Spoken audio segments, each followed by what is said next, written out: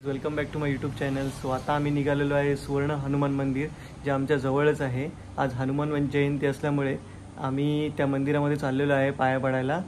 आणि पूर्ण मंदिर मोठं असल्यामुळे तिथे थोडा पार्क बनवलेला आहे. ते पूर्ण पार्क आम्ही एक्सप्लोअर करणार आहोत या व्हिडिओमध्ये. सो चला मग जाऊया मंदिरामध्ये. सुवर्ण मंदिर, हनुमान पार्क, अलिबाग, रेवदंडा, पिरांचे देऊळ, तिथे आपण चाललेलो आहे दर्शनासाठी. सो चलो लेट्स गो टू सुवर्ण मंदिर हनुमान. आम्ही निघालेलो आहे हनुमान मंदिर बघायला आणि वाटेतच हे रामेश्वराचं मंदिर आहे. आपण बघू शकता रामेश्वर चौल मंदिर आहे. खूप मोठं मंदिर आहे आणि खूप प्रसिद्ध मंदिर आहे हे चौलमधलं. इथे खूप पर्यटक येतात मंदिरामध्ये व्हिजिट करायला. सो आता आपण इथून राईड घेणार आहोत टुवर्ड्स हनुमान मंदिराच्या दिशेने. हा रोड जातो आहे थेरोंड्यामध्ये आणि हनुमान मंदिर, सुवर्ण हनुमान मंदिर थेरोंड्यामध्ये आहे. सो आता आपण तिकडे चाललेलो आहे दर्शनासाठी.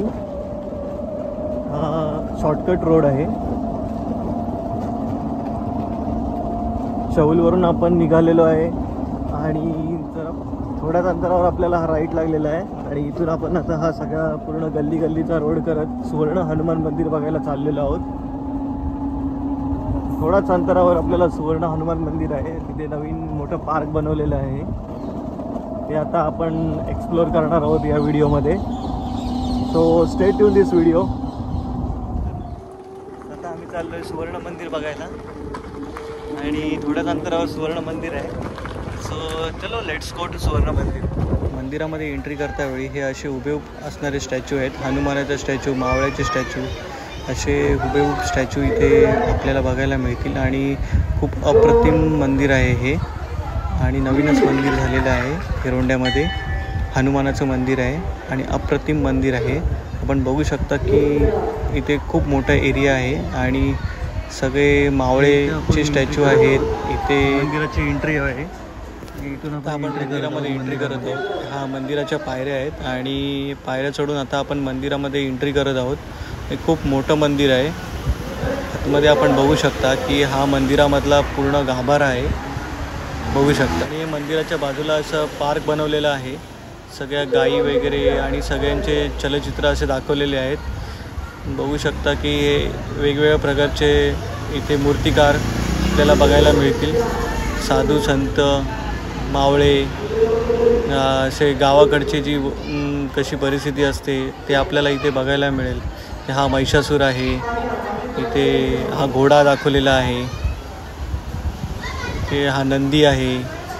असे नंदीवर बसलेला हा महिषासूर आहे. असे वेगवेगळे आपल्याला इथे स्टॅच्यू वगैरे मिळतील. हा बघू शकता. आणि इथे गांधीजींची 3 माकडं आहेत बसलेली. असे वेगवेगळे इथे चलचित्र आहे. हे आता आपण वाघाच्या जबड्यातून आपण चाललेलो आहोत पुढच्या पार्कमध्ये. हे आता दुसरं पार्कमध्ये आपण चाललेलो आहे. ही गुहेसारखी एंट्री बनवलेली आहे आणि ह्या वाघाच्या जबड्यामधून आपण चाललेलो आहे दुसऱ्या पार्कमध्ये. सो आपण आता बघू शकता की दुसऱ्या पार्कमधून आपण ह्या वाघाच्या जबड्यामधून आपण दुसऱ्या पार्कमध्ये चाललेलो आहे. गुहेसारखी पार्क बनवलेली आहे आणि आता आपण आलेलो आहे मागच्या पार्कमध्ये. ही असा हा अस्वलचा आलो आपण अस्वलाच्या जबड्यामधून. आणि हे सगळे असे इथे जे पूर्वीचं जीवन आहे हे दाखवलेलं आहे. पूर्वी लोक कसे विहिरीमधून पाणी बिणी घालायचे ते सगळं दाखवलेलं आहे. सो आपण बघू शकता.